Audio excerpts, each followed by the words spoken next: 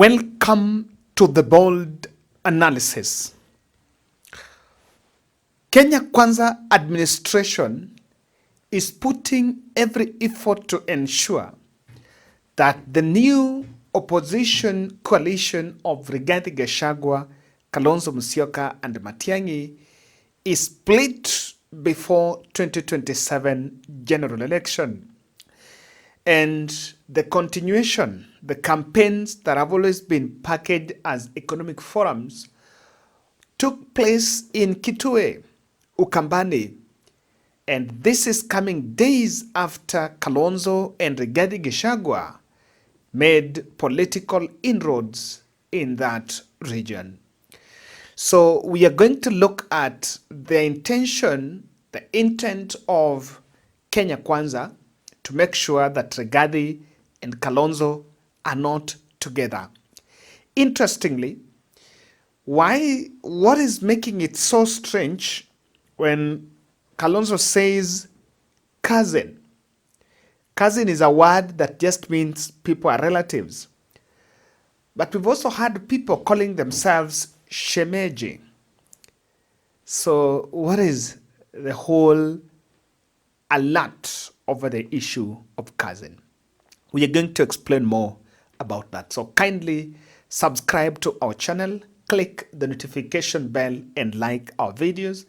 Thank you very much for supporting this podcast. We produce well informative and researched videos, and that is why you need to subscribe to our channel. We don't do flashy analysis like other channels. Here, we get down to details. Kalonzo and Rigathi are now forming as the two strongest politicians in the opposition base. And in Kitui Central constituency, women group Yuakali Boda circles were brought together so that they can listen to political messages from the leaders.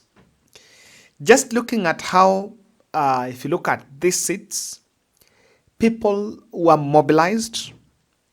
And of course, if you look at the way they have been put together, even they brought seats brought up there so that they could listen to those speeches.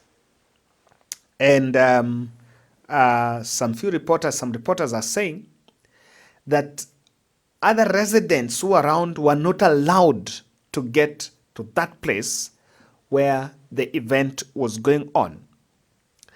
But it was also keen to make another observation that you compare the economic empowerment in Kapseret, where machines, motorbikes, matatus, and some working tools were paraded, as tools to give to hustlers. The same script was repeated by Alice Ng'ang'a, the Thika Town Member of Parliament. But in Ukambani, people were just seated, listening to speeches, then some mini harambes are done there. The Ukambani chapter was very different, and I want to show you why. But first, listen to this professor from University of Nairobi breaking down what exactly will be the meaning of empowerment. So back to your question, the economic of empowerment. Now, if you look at the people who are being empowered, it's true they are powerless, but is that the best way to empower them? We should be asking a simple question. Why do these people need those handouts? Is it because they cannot work? Is it because, why are people being given free food and so on? I think the question is, the act itself is a very good evidence that we have not done what we are supposed to do. Because if we give farmers the tools and the policies they need, if we give the businessmen and the entrepreneurs the tools they need and the environment they need, they don't need any handouts. After all, I don't think anybody here or elsewhere is very happy to be given handouts. As a man almost going to 60 years old, I don't think I want my children to see me queuing for food or beans and so on. It's very demeaning. So let's come up with the policies. Let's improve the environment. Let's focus on Generation Z. We give them skills, education, and the correct skills and the right skills. That's the empowerment you're talking about, not handouts. I think handouts is a hangover from the KANU era. Yeah. And we should not go back there. So I think that top sort of empowerment is for a day. We want a long-term empowerment so that people are not just empowered today, tomorrow, but to even empower the next generation. Okay. So it is not empowerment. What is packaged as empowerment is just an event being organized to create a platform, to create a political platform for leaders to do their messaging. I looked at the attendance of leaders from Ukambani. No single senator, no single member governor attended, not even a single deputy governor. In fact, the MPs were Nimrod Mbai, Kitui East, Vincent Musyoka from Mwala, and then Mwengi Mutuse, Kibweze West. This is the person that led Rigathi impeachment, and Caleb Mule from Machakos Town. And then there was a speaker of the Kitui Assembly, Kelvin Mutisia. The attendance of Kamba leadership was underwhelming. And I was just paying attention as to whether there will be defections that will be affected, that probably will have seen people leaving Kalonzo's Wiper Party to join that new camp. So not so much seemed to have happened. You can doubt Kalonzo on anything, man, and to talk about Ukambani grip, you cannot doubt Kalonzo Musyoka. By the way, our next project will be in that area. That is a place we've never done something.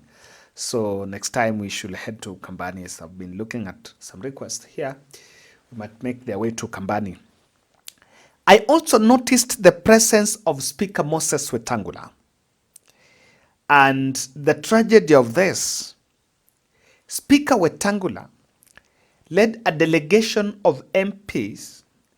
MPs, instead of spending time in parliament to legislate and pass policies that actually can reboot this economy, they are moving around as philanthropists, acting as philanthropists, giving tokens and handouts from the state. And I think it is full-blown. The presence of Wetangula shows you that I think it's only legislature, it's only judiciary that has been left out. Parliament and executive are now together in this move on two separate incidences. Cabinet member John Mbadi was in Kapseret, Oscar Sudi's empowerment. Aden Duale was in Thika Town during the same empowerment session. But keenly, and the part I want us to pay attention to, is that there were two messages that politicians who attended the events in Kitui were saying. And the first messaging was to counter Rigathi Gachagwa's narrative of cousins. Katika Kenya hii hatuna nafasi kamwe kwa siasa ya hasira, siasa ya chuki, siasa ya ukabila, siasa ya kupaguana na siasa ya kusema maneno ambayo haieleweki. Juzi nimeona pale Mombasa Road karibu Sultan Hamoud Mali. Ukiwa hapo, kwa sababu nimesema tumetembea hapa sana, upande huu ni mwana Mkamba, upande huu ni ndugu zetu wa Masai. Kweli rongo? Alafu naona kiongozi anasema nyinyi wa Kamba ni cousins wetu. Kwanza hiyo ni uongo. Pili, haina maana katika siasa yetu. Na aliposema nyinyi wa Kamba ni cousins wetu, wale wa Masai walikuwa wasimama hapo walifikiria namna gani? Si walifikiria wamepaguliwa? Hatutaki kuwa na Kenya ambayo mtu yeyote anapaguliwa, anaachwa nyuma. Na ukiangalia kwa TV hawa ndugu zetu akiongea, unaona huyu ni mtu ako na hasira. Kwa kizungu tunasema this is a person perverted by internal turmoil. One, Wetangula's speech is very weak, is very boring. The audience reaction to that speech tells you that it is flat. When you look at the faces of those mothers, they're not detached. And it doesn't show, even though they are going to be, they know they're being given money. It seems they just sit there waiting. These people come and give us money so that you can live. And of course, I don't understand. In fact, I don't know why it is a big worry, why this issue of cousin is causing a big worry. There are two interpretations of cousin. Number one, a cousin is, in this political narrative, it's a political narrative of bringing together all those who are against President Ruto. That anyone who is against President Ruto, those people are cousins. That's the one interpretation. The other interpretation is about the Bantus. But if what the state is looking at is the Bantus, whether they're going to be the Bantus versus the Nilotes. Rigathi said one term, it caused panic. Rigathi now said, in fact, he started the meetings of Munyoro, it caused panic. Rigathi now is talking about cousin, it's causing panic. And you will realize that whenever Kenya Kwanza leaders are addressing Rigathi, they're speaking with a lot of anger. And especially Kimani Ichung'wah. I've always wondered to date. Hata wale wanasema ni viongozi wa one generation, hata watoto wao, they don't belong to the generation they are calling. Mimi ni mzazi. I have Gen Alpha in my house. I have Gen Zs in my house. Na niko na generation ya millennials. Si ndio? Na nyinyi kama wazazi, you have all those generations. Therefore, any leader who purports that he's a leader of a generation, he does not belong to that generation. He does not even have children in that generation. That is a political conman and a fraudster who is only keen to abuse the divisions of our people to advance his parochial politics. Kweli si kweli? Watu waitore. Muraigwa gikoyo. Leo inywe tuwe kazi nzikana tore ya nyino wamwe. Leo tutiri ya nyino wamwe. Sisi ni mandugu na madada. Msikubali mtu akuje ati awaambie hapa nyinyi ni cousins. Nyinyi ni cousins na Waluya watakuwa nini? Si Waluya pia ni mandugu zenyu? Si Wajaluo ni mandugu zenyu? Si hata Waturkana ni Wakenya na ni mandugu zenyu? Hao mnasikia wakituambia oh, ukifika hapa huyu ni cousin yangu. Ukienda kwingine huyu ni ndugu yangu. Ukienda kwa mlima huyu ni mama yangu, baba yangu, ndugu yangu, hata ni bibi yangu mwingine. When spewing anti-Rigathi rants, if you look at his speech, I'm even wondering whether Ichung'wah is addressing the people, our mothers who are seated there, or he's addressing Rigathi Gachagua there. Because number one, he's speaking very big English, serious English there. He's talking with a lot of anger. And the things he's saying, ni kama anasema so that zisikike kwa media. Seti hawa wasikie. And now has to struggle to get attention of the fellows that were seated there. You know, the structure, the model of people seated ni kukaa ili waambiwe.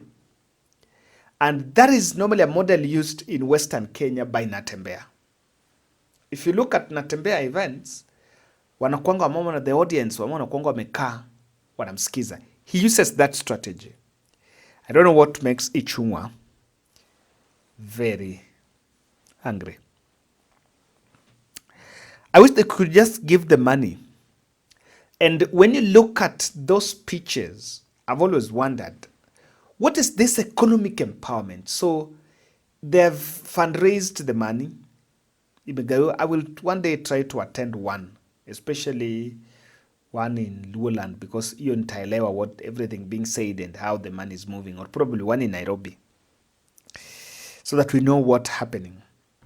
Kenya Kwanza is just in the business of opposing Rigathi. They're not in the business of, not that what Rigathi is saying, but just the business of opposing. And that was the first message, debunking the issue of cousin. I don't think there is nothing wrong. Rigathi have not said that Luo is not his cousin. Yes. You can still go to Western and call them cousins. But someone must try to, in fact, the strategy is keen that everything Rigathi said, you must interpret it as division. And that is the only one line they have, even as people who say they have so many things to say. The second one is a push to try to convince Kalonzo Musyoka to decamp from Rigathi's camp to join Kenya Kwanza administration. And I want you to, at this point, I want us to listen to Aaron Cheriot. Musidanganywe ati wale watu hawana pesa. Kutoa sio mfuko, kutoa ni roho. Kweli ama si kweli? Unajua hii watu wanalipwa mshahara tu kama sisi. Ni watu wamekuwa kwa maofisi kubwa miaka mingi, hata wengine kutushika. Ni matajiri, ni watu walipata nafasi wakajitajirisha. Shida, roho ni chafu na ni roho nyeusi kabisa kushinda makaa. Haitaki mwana Kenya mwingine asaidike ama apate kuinuliwa. Kama vile Mheshimiwa Kimani Ichung'wah amesema, ndugu yangu na rafiki yangu kabisa Kalonzo Musyoka, mimi ningependa pia nimpatie mawaidha kidogo. Hata kama mimi ni kijana, saa nyingine pia unaweza ona maneno mpaka upatiane mawaidha. Unajua huyu jamaa na marafiki hawa wamepata juzi sana sana, huyu wa Sutukombo, sisi tunamjua kushinda vile Kalonzo anamjua. Kweli ama si kweli? Sisi tumekaa naye zaidi kushinda Kalonzo. Waje niambie Kalonzo na rafiki yangu ya Wiper, ile maneno huyo jamaa atawafanyia, haki ya nani amjui kile itawapata. Huyu jamaa sisi tunamuelewa vizuri sana. Tabia yake saa ile mumekaa, unafikiri anapanga maneno mzuri, lakini saa ile mtakosana. Ile maneno atasema hamtaamini. Na unajua ukitembea town upatane na mzee ambaye bibi yake alitoroka. Wewe kama wewe ni mama, kabla ya kushikana na yeye, uliza ule bibi mwenye alitoroka kwanza, huyu mzee shida yake ni nini? Uwezi tu kushikana na yeye useme oh anaonekana ni kama anakaa vizuri. According to him, William Ruto, Kalonzo Musyoka should join William Ruto. What is in it for him? Probably a deputy president slot or something. But in this podcast, I will explain to you that that is, of course, some time back, I think 2 weeks ago, I think that news was coming out, that President Ruto had even sent emissaries to Kalonzo Musyoka so that Kalonzo can break ties with Rigathi. And in fact, the objective of Ukambani events by this team is to make sure that they plant a venom against Rigathi Gachagua so that the team that are coalescing around Rigathi Gachagua can live. Now, I want you to compare, and that is what I want us to compare. Rigathi public rallies and stopovers, the energy, the vigor, the messaging, and the kind of response that people are actually seeing when Kenya Kwanza is engaging them in those economic forums. There is a big difference. Rigathi has the energy. There are things Rigathi is feeding the public. Kenya, wewe mkishikana na Raila unasema ni kuunganisha Kenya. Mimi nikishikana na Kalonzo na Wamarwa unasema ni ukabila. Wewe umetubeba ufala siku mingi. Na huyu William Ruto hakushikana na Raila ndio aunganishe Kenya. Alishikana na Raila astabilize serikali yake kwa sababu ya kukimbizwa na Gen Z. Gen Z mpo? Gen Z mpo? Nyinyi Gen Z ndio dawa ya kasongo. Nyinyi Gen Z ndio dawa ya kasongo. Gen Z mpo? Mumechukua vitambulisho? Mtakimbiza Kasongo? Kasongo akimbie asikimbie? Sasa huyu Kasongo amechukua serikali. Kama ni Inspector General of Police anaitwa Douglas Kaja, chini yake ameweka mtu anaitwa Lang'at ya kabila yake. Huyo ndio anatumia kuendesha mambo ya polisi. Pale National Treasury ameweka John Badi, ameweka PS yake anaitwa Chris Kipto, ndio anaendesha hiyo treasury. Pale Central Bank ameweka Kamau Thuge governor, deputy wake ameweka mtu yake anaitwa Susan Koesh. Huyu William Ruto ndio mkabila mkubwa katika Jamhuri ya Kenya tangu wakati tulipigania uhuru. Mkabila asishindwe, aende nyumbani asiende. And we always repeat, what is making Kenya Kwanza panic is the fact that Rigathi was supposed to be done. And in fact, those who impeached him, they believed that after 2 weeks, he will be a foregone case. But again, after chasing him, they didn't have a plan of what next. And I know William Ruto did not foresee this. If you listen to what Aaron Cheriot is saying, Aaron Cheriot is regretting why they impeached Rigathi Gachagua. If you look at that rally, they are trying so much. And I want to believe the need to go to Kambani was also to test after Rigathi had gone there. Those wanted to test what is his popularity, what do the people think. I want to believe the intelligence team were all over with the politicians there, just to gather intel on what people think about Kalonzo Rigathi.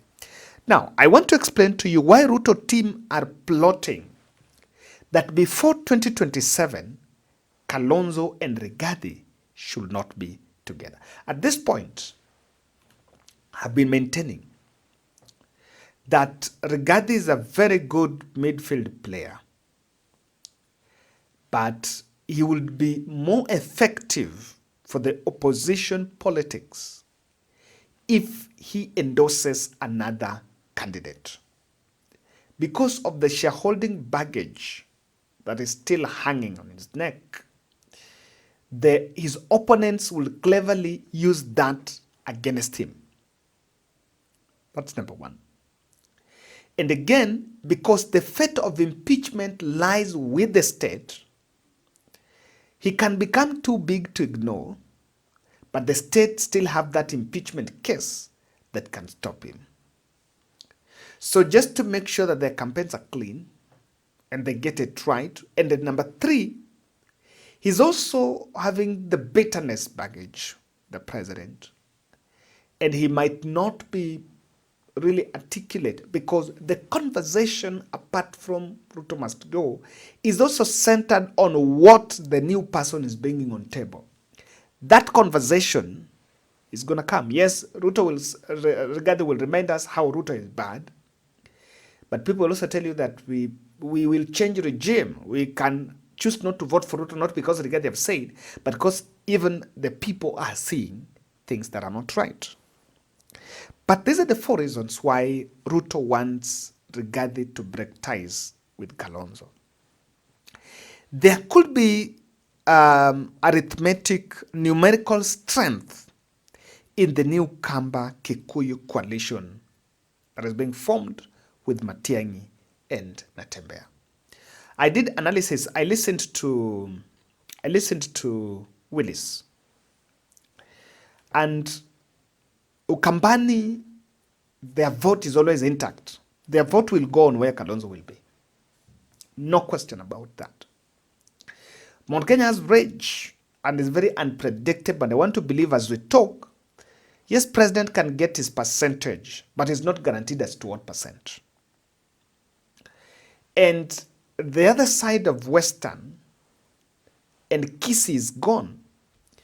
And if you look at Nyanza counties, Kisii normally have a bigger turnout compared to the traditional Nyanza counties. Now, when Matian'gi is on ballot, then there is a chunk of vote that Raila has lost both in Nairobi, Nakuru, and the other parts of this country. So I I saw Mutai Ngugi talking about tyranny of small numbers. Tyranny of small numbers is an experiment that no one would want to test. And that is why someone is feeling maybe, ODM is not intact. Yes, Ruto can get his vote. He can get his 40%. But if you don't have Mount Kenya, then you need 80% of the Nyanza vote, which is not guaranteed. The second reason is Ruto will always wanted to restrict the former deputy president to Mount Kenya. But Kalonzo is giving him entry in other areas. And I'm telling you, the biggest beneficiary is Kalonzo, because akijaribu kufanya meeting Nairobi inakuwa disturbed. Akijaribu kufanya inakuwa na kelele. Wanaletewa watu inaharibiwa. But now with Kalonzo is getting into the areas. The other issue is Ruto is eyeing Kalonzo for running mate slot if Raila deal collapses. Let me take this to bank. If today Raila says he's leaving to join the other side, Ruto will go and ask Kalonzo for his prize. The opposition is getting fired up, and just still 2 years to general election. I've seen media reporting about government of opposition, and opposition is that one led by Rigathi. It's getting fired up, and government has still so many mistakes. So many mistakes. Even now, they killed a young man in police cell. They cannot get away with that, and it caused a national uproar since Monday morning. And I believe that is why someone wants to break that marriage. Thank you.